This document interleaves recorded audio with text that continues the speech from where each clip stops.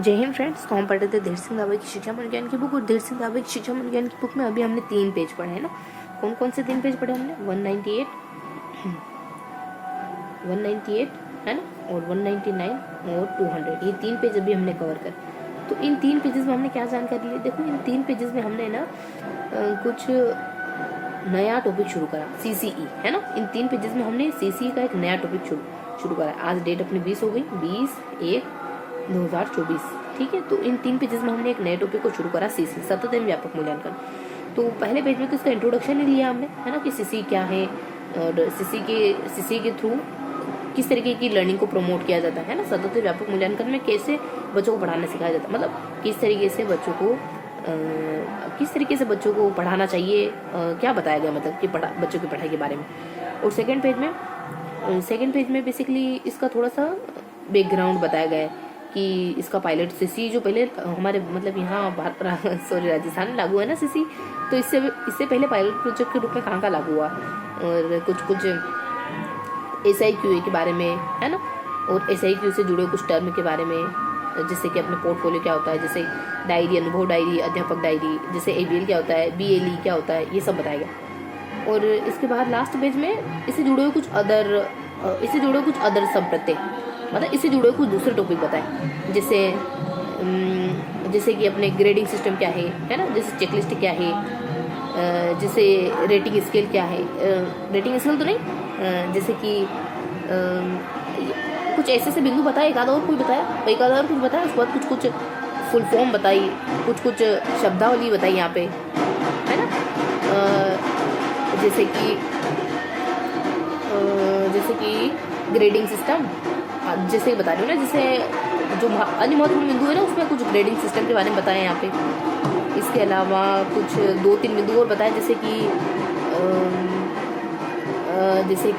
Grading system वगैरह हो जाता है, जैसे मूल्यांकन में रचनात्मक मूल्यांकन क्या होता है, योगात्मक मूल्यांकन क्या होता है, CCE क्या होता है, मतलब ये जो CCE वाला मूल्यांकन है, इसमें कितनी परीक्षाएं ली जाती है ना, शुरुआती 5 महीने में, बाद के 5 महीने में। तो मैंने आपको ना एक ओवरऑल आइडिया दिया। देखो, पहले पेज में तो बहुत जनरल सी बातें, है ना। इसके पायलट प्रोजेक्ट के बारे में हल्का बताया गया, पायलट प्रोजेक्ट के बारे में हल्का बताया गया। और दूसरे पेज में SIQA के बारे में, ठीक है। और तीसरा पेज बेसिकली ये मतलब पायलट प्रोजेक्ट के बारे में और SIQA के बारे में, और अन्य संकल्पनाएं, जो भी मतलब अन्य कॉन्सेप्ट है ना, सीसी से जुड़े हुए संकल्पना, कॉन्सेप्ट को हिंदी में क्या कहते हैं, संकल्पना। तो पायलट प्रोजेक्ट के बारे में हमने जाना कि जो धारा कुछ देखो, RTI की धारा 29 बताती है कि हमको CC लागू करना चाहिए, क्योंकि 29 धारा कहती है कि बच्चों को एक्टिविटी के थ्रू पढ़ाओ, और CC भी यही बात करता है। और पायलट प्रोजेक्ट 2010 में जयपुर और अलवर के स्कूलों में लागू हुआ था, 60 स्कूलों में, है ना, और उसके परिणाम अच्छे निकले थे। दूसरा प्रोजेक्ट कुछ 150 ब्लॉक्स के 300 स्कूलों में लागू हुआ था, यही कुछ जयपुर वगैरह के, है ना। और तीसरा भी इसी तरीके से कुछ 22 से लगभग 22,000 स्कूलों पर, या ऐसा कुछ था, है ना। तो पायलट प्रोजेक्ट के 3 चरण थे, थोड़ा सा तीसरा चरण ध्यान रखेंगे। SIQA देखो, 3 संस्थाओं ने MOU करा और SIQA को राजस्थान में लागू करा। एक तो अपनी रमसा है, देन यूनिसेफ वगैरह हो जाती है, देन SIQA, एक SIQA की संस्था है ना उदयपुर की। तो इन तीनों ने मिलकर MOU समझौता करा और SIQA लागू करा 2015 में। और इसके बाद इसके भी चरण चले, है ना। तो SIQA में बताते हैं कि ये कुछ 2014 में 22,000 विद्यालयों में लागू हो गया।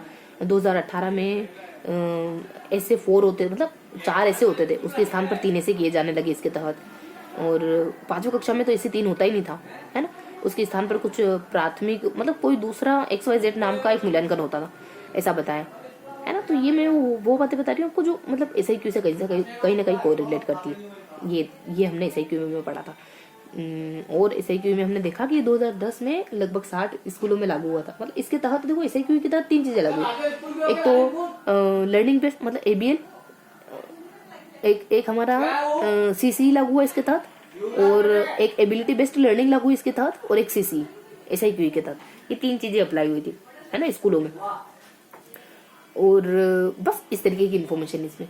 बाकी अन्य संकल्पनाओं, बाकी यहाँ और इन्फॉर्मेशन है कि ABL क्या होता है, एबिलिटी बेस्ड लर्निंग, है ना। इसमें आप करके सीखते हो तो यहाँ लगभग बता रहे थे कि कुछ मतलब ऐसे कक्ष बनाए गए जिसमें 3-1 हज़ार रुपये, मतलब 2014-15 के आसपास, 2018 सन तो XYZ है, लेकिन ऐसे ही कुछ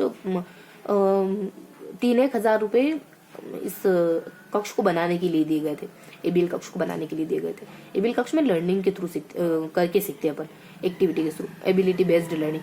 और एक बीएलई क्या होता है, तो बीएलई मतलब बेस लाइन एग्जामिनेशन। आपका बेस लाइन एग्जामिनेशन होता है इसमें एबीएल में, बीएलए में, और इसको पेपर पेंसिल टेस्ट भी कहते हैं। और एक और बात है कि बेसिकली बीएलई हाँ, इसको है ना पोर्टफोलियो में मेंटेन करते हैं, जो भी इसका आंकड़े वगैरह निकलते हो। एक होता है कुछ प्रस्थापना करके, तो प्रस्थापना में भी जब आप ग्रीष्मकाल के बाद आते हो ना, गर्मी छुट्टी के बाद, तो आपको चेक मतलब टेस्ट लिया जाता है, और इसको भी पोर्टफोलियो मेंटेन करते हैं। बाकी अनुभव डायरी क्या होती है, तो बच्चा जब क्लास में जो भी एक्टिविटी करता है इसको टीचर मेंटेन करता है, इसको अनुभव डायरी कहते हैं। बच्चे के नाम सहित लिखता है कि बच्चे ने एक्टिविटी करी, ऐसा कुछ। और एक होता है शिक्षक डायरी, जिसमें हर 15 दिन में मतलब टीचर को लिखना होता है कि उसने क्या क्या करा, क्या नहीं करा, है ना। टीचर हस्ताक्षर कराने पड़ते हैं प्रिंसिपल के, ये सब। एक होता है पोर्टफोलियो देखो बच्चे का शिक्षक को शैक्षिक दोनों ही तरीके की सूचना रखता है। और ये बेसिकली ना पोर्टफोलियो हर साल भी बन सकता है, और पहली से 5वीं तक एक साथ भी बन सकता है। और पोर्टफोलियो को जब टीचर एसएमसी मतलब मीटिंग होती है ना एसएमसी की, तब अपने अभिभावकों वगैरह दिखाते हैं, उनके सिग्नेचर वगैरह कराते हैं। और इसके बाद ये कुछ बेसिक बात है ना, तो ये हमने यहाँ पढ़ा था। तो यहाँ हमने कुछ SIQE के बारे में जाना था, है ना। SIQE समझौता हुआ, और SIQE के तहत क्या क्या लागू हुआ, और कुछ अदर 1-2 बातें और, है ना। इसके अलावा कुछ बातें हमने देखी, जैसे कि ABL क्या होता है ना, ABL और BLE है ना। और इसके अलावा कुछ प्रस्तावना वगैरह ना, प्रस्तावना।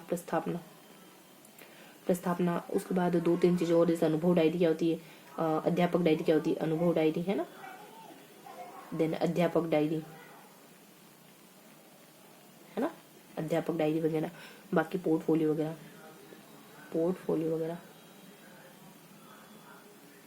ठीक है। इस तरीके से हमने कुछ बेसिक इन्फॉर्मेशन बस फिनिश कर दे। अन्य संकल्पनाओं में हमने क्या जाना, तो यहाँ पे हम कुछ बेसिक बातें जानते हैं, बहुत थोड़ी सी ग्रेडिंग के बारे में जानते हैं अपन थोड़ा सा। ग्रेडिंग A होगा तो बच्चा खुद काम कर लेगा, और B होगा तो साथियों की मदद से, C होगा तो कर नहीं पाएगा। उसके बाद चेकलिस्ट वगैरह जानी। चेकलिस्ट क्या होती है, बेसिकली इसमें 30 नंबर तक नंबर दिए होते हैं, और समूह 1 के लिए हर सब्जेक्ट में नंबर देने होते हैं, समूह 2 के लिए हिंदी अंग्रेजी गणित में नंबर देने होते हैं, और पर्यावरण में हर समूह एक ही समूह बनता है खाली, मतलब 1 और 2 नहीं बनते, है ना, ऐसा है कुछ चेकलिस्ट में। और एक और कुछ हल्का सा एक और बिंदु देखा था, बहुत माइनर सा। उसके बाद अपन कुछ फुल फॉर्म देख लेते हैं। CCE क्या होता है ना, कंटिन्यू मतलब CCE क्या होता है जानते हैं अपन। और CCA क्या होता है, CCP क्या होता है, चाइल्ड सेंटर्ड पेडागोजी, ऐसा करके। और लहर की फुल फॉर्म क्या होती है, ABL की फुल फॉर्म क्या होती है, ये सब। एक और कुछ SIQE की फुल फॉर्म क्या होती है। उसके बाद कुछ महत्वपूर्ण संकल्पनाओं में हमने रचनात्मक मूल्यांकन, योगात्मक मूल्यांकन, और CCE क्या होता है। CCE में दो टेस्ट, ऐसे के 2 टेस्ट, और ऐसे 1 और FA के 2 टेस्ट शुरुआती 5 महीने में हो जाते हैं, और FA के जो बाकी बचे हुए 2 टेस्ट और ऐसे 2 बाद के 5 महीनों में होता है। और फिर ग्रेडिंग सिस्टम देखा था हमने, A+ वाला, है ना, A B C D E, है ना। और बस E तक होता है। और नंबर क्या है, 90 से लगाकर 100 तक A वाले के होते हैं। बाकी सब में नीचे वाले में 10 कम करते जाओ, है ना। और जहाँ 30 आ जाए वहाँ 33 करना है ना, क्योंकि 30 रहता नहीं, 33 को अपन मानते हैं, हाँ 33 वाला पास होता है। तो इस तरीके से पढ़ा, जो क्वेश्चन मार्क उसको क्योर करते हैं, देन फिनिश करते हैं, ठीक है। तो यहाँ हमने कुछ 199 पेज पढ़ा ना,